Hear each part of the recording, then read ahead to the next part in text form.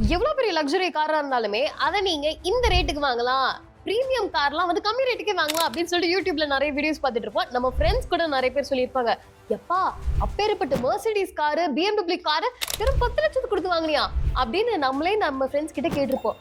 ஆனா அதுக்கு பின்னாடி ஒரு பெரிய ஆப்பு காத்துக்கிட்டு இருக்குன்னு தெரியுமா?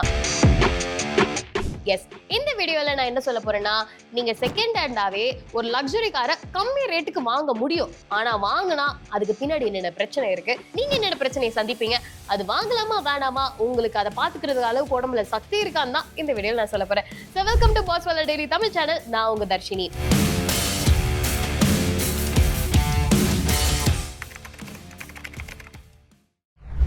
இன்னும் கொஞ்ச நாளுக்கு முன்னாடி ஒரு டிஸ்கஷன் போட்டுக்கிட்டு இருந்தோம்.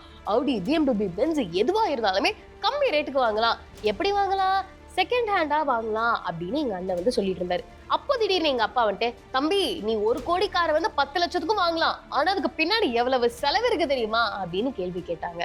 எஸ், இந்த காலத்துல நிறைய பசங்க வந்து நம்மளாம் கெத்து காமிக்கணும், நம்மளாம் வந்து நல்ல ஒரு பெரிய இடத்துல இருக்க மாதிரி காமிக்கணும் அப்படின்னு சொல்லிட்டு 2016 மாடல், அதாவது 10 வருஷத்துக்கு முன்னாடி, எஸ் 2016 வந்து 10 வருஷத்துக்கு முன்னாடி அந்த மாடலை இப்போ வந்து கம்மி ரேட்டுக்கு வாங்கிடுறாங்க. நீங்க வாங்குறீங்க, அதுக்கு பின்னாடி நிறைய செலவு இருக்கு. ஓகேங்களா? இப்போ ஆக்சுவலி ஃபர்ஸ்ட் நம்ம டயரையே எடுத்துப்போம். நார்மலா நீங்க வந்து ஹைவேஸ்ல ஜாலியா ஓட்டிக்கிட்டே போயிட்டு இருக்கீங்க, உங்களோட லக்ஸுரி காரை நீங்க வந்து ஒரு பெஸ்ட் டீலுக்கு வாங்கிட்டீங்கன்னு நினைச்சிட்டு, ஓகேங்களா, ஜாலியா ஓட்டிட்டே போயிட்டு இருக்கீங்க. திடீர்னு பங்க்சர் ஆகுது. சும்மா பக்கத்து கடையில போயிட்டு பங்க்சர்லாம் ஒட்ட முடியாது. ஏன்னா அந்த கார்ல வந்து டயர்லாம் ரொம்பவே டிஃப்ரெண்ட். அந்த கார்ல ரன் பிளாட் டயர் அப்படின்னு ஒரு யூஸ் பண்ணுவாங்க. சும்மா பங்க்சர் ஓட்டிட்டுலாம் போக முடியாது, டயரே மாத்தி ஆகணும். அண்ட் இந்த காரோட ஒரு டயர் மட்டும் உங்களுக்கு கிட்டத்தட்ட 30,000 ரூபாய் வரைக்கும் செலவாகிறதுக்கு வாய்ப்புகள் நிறையவே இருக்கு. அவனா யோசிச்சு பாருங்களேன், 4 டயரே மாத்தணும்னா உங்களுக்கு 1 லட்சத்துக்கிட்ட கண்டிப்பா வந்துடும். ஓகேங்களா? அடுத்ததாக என்னன்னு கேட்டீங்கன்னா, பெட்ரோல். சும்மா சாதாரண பெட்ரோல் பங்க்ல போயிட்டு பெட்ரோல் போட்டு போலாம்லாம் கிடையாது. இதுக்கு வந்து 95 ஆக்டேன் ஃபியூல் தான் நீங்க போட்டாகணும். சப்போஸ் ஒரு சாதாரண பெட்ரோல் பங்க்ல போயிட்டு ஒரு ஜெர்மன் மேனுஃபேக்சர்ட் மார்வல் இன்ஜின்ல நீங்க சாதாரண பெட்ரோல் போட்டீங்க, என்ன ஆகும்? உள்ள இருக்கிற மொத்தமும் ஜாம் ஆயிடும், அவ்வளவுதான். Third, insurance. எஸ், நீங்க எந்த ஒரு கார் வாங்கினாலுமே அதுக்கு இன்சூரன்ஸ் போட்டே தான் ஆகணும். சப்போஸ் பழைய கார், 10 வருஷத்துக்கு பழைய காரை போய் நீங்க இன்சூரன்ஸ் போடுறீங்க அப்படின்னீங்கன்னா உங்களுக்கு கண்டிப்பா பிரீமியம் அதிகமா போடுவாங்க. ஏன்னா அந்த இன்சூரன்ஸ் ஏஜென்ட்டுக்கு தெரியும் இந்த காரோட வேல்யூ என்ன, உங்களுக்கு எவ்வளவு செலவு வைக்கும் அப்படின்னு. ஓகேங்களா? ஸோ இந்த 3 பிரச்சனையும் தவிர்த்து வேற என்ன பிரச்சனை அப்படின்னு பார்த்தீங்கன்னா, ஸோ உங்களோட கார் ரிப்பேர் ஆயிடுச்சுன்னு வச்சுக்கோங்க, சும்மா சாதாரண கடையிலாம் போய் நீங்கள் ரிப்பேர் கொடுக்க முடியாது. ஓகேங்களா? ஏன்னா இதுக்குள்ள இருக்க பார்ட்ஸே டோட்டலாக வேற, எல்லாமே கம்ப்யூட்டர் மாதிரி தான். ஓகேங்களா? One is connected with another one. So இதுக்கு நீங்கள் OEM தான் போட்டாங்க. OEMனா ஒரிஜினல் எக்யூப்மெண்ட் மேனுஃபேக்சர். ஓகேங்களா? ஸோ சும்மா நார்மல் கடையில் போயிட்டு இது போயிடுச்சா, சரி நான் சீப்பான ஆல்டர்னேட்டிவ் போடுறேன் அப்படின்னு சொன்னீங்கன்னா மொத்த சிஸ்டமே ஜாம் ஆகிடும்.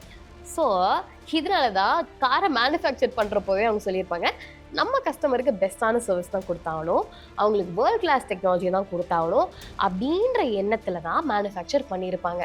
ஸோ நீங்கள் என்னதான் இருந்தாலுமே நீங்கள் வந்து ஒரிஜினல் மேனுஃபேக்சரர் கிட்ட தான் போய் ஆகணும். அண்ட் ஆல்சோ பழைய கார்னாலே நிறைய பிரச்சனையோட தான் வந்துட்டு இருக்கோம். நீங்கள் யோசிக்கலாம், அப்போது அது அவங்க அவ்வளோ ரேட்டு கொடுத்து வாங்கினாங்க, 60 லட்சம் கொடுத்து வாங்கினாங்க, எனக்கு எதுக்கு 9 லட்சத்துக்கு வந்து விற்கிறாங்க, அப்போனா லாஸ் அவங்களுக்கு தானேன்னு. அதான் கிடையாது. எல்லா காருக்கும் ஒரு எக்ஸ்பைரி டேட் இருக்க மாதிரி ஒரு நம்பர் இருக்கும். ஓகேங்களா? சப்போஸ் 60,000 கிலோமீட்டர் 7 வருஷம் ஓடிடுச்சுன்னா அதோட உள்ள இருக்கிற தரம் எல்லாமே குறைய ஆரம்பிச்சிடும். அது வந்து எப்படி சொல்றது, ஒரு வெண்டிலேட்டர்ல போட்ட ஒரு மிஷின் மாதிரி தான் வச்சுக்கோங்க. ஸோ அதனால தான் நம்ம கிடைச்ச காசு ஏதோ ஒன்று கிடைக்குது அப்படின்னு சொல்லிட்டு ஃபர்ஸ்ட் ஓனர் வந்து வித்துருவாங்க. அதை நீங்க நம்பி வாங்கினீங்கன்னா உங்களுக்கு இந்த மாதிரி நிறைய பிரச்சனைகள்லாம் வரும். ஆனா ஒரு second hand car, luxury car நான் வாங்கணும்னு ஆசைப்படுறேன், அதுக்கு பின்னாடி இவ்வளோ பிரச்சனைகள் இருக்கா, அப்படினால வாங்கவே முடியாது நீங்கள் நினச்சிங்கன்னா அதான் கிடையாது. உங்களுக்கு இந்த மாதிரி செலவெல்லாம் பார்த்துக்க முடியும், எவ்வளோ நேரம் வேணாலும் உங்களால் வந்து மெக்கானிக் கடைக்கு எடுத்துகிட்டு போயிட்டு வர முடியும் அப்படின்ற ஒரு மைண்ட் செட் இருந்ததுன்னா நீங்கள் தாராளமாக இந்த மாதிரி கார் செக்மெண்ட்டுக்கு போகலாம். நான் தப்பே சொல்லலை. பட் நீங்கள் வந்து இவ்வளோ ரேட்டு கொடுத்து ஒரு லக்ஸுரி செகண்ட் ஹேண்ட் காரை வாங்குறதுக்கு பதிலாக இதே ரேட்டுக்கு அந்த செக்மெண்ட்ல இருக்க ஃபர்ஸ்ட் காரே நீங்க வாங்கிட்டு போயிடலாமே, உங்களுக்கு நல்லா அது லாங் டிஸ்டன்ஸும் தாராளமாக கொடுக்குமே. இப்போ 9 லேக் நீங்கள் வந்து ஒரு ஓட்ட காரை வாங்குறீங்களா, இல்லை 9 லேக் நீங்கள் ஒரு பெஸ்ட்டான கார் எடுத்துட்டு அது நீங்கள் லே லடாக் வரைக்கும் எடுத்துகிட்டு போறீங்கன்னா முக்கியமான கேள்வி.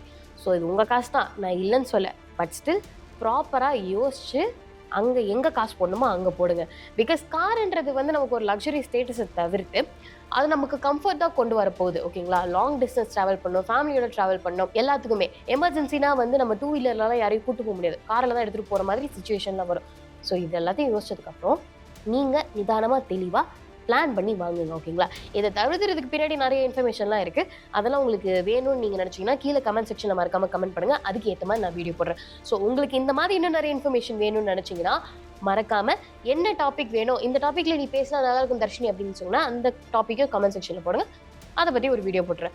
ஸோ எஸ், இந்த மாதிரி உங்களுக்கு இன்னும் நிறைய இன்ஃபர்மேஷன் வேணும்னா மறக்காமல் நம்ம பாஸ்வாலா டெய்லி தமிழ் சேனலுக்கு சப்ஸ்கிரைப் பண்ணிக்கோங்க. Bosswala. Be the boss.